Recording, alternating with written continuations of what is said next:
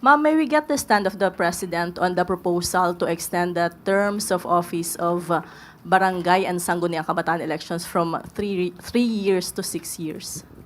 Actually po, ang extension ng terms ay nasa pagdidiscuss pa po sa Kongreso at iginagalang naman po ng Pangulo ang legislative process. Pero nais din pong ipabatid ng Pangulo kung ano man ang pagbabago. Ito po ay dapat na naaayon sa adhikain na magkaroon ng mabuting local governance at pag-unlad ng komunidad.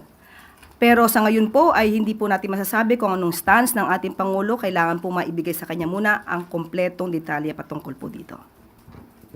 Ganon din po ba doon sa possibility ng postponement ng BSKE na dapat nakaschedule December 2025 po?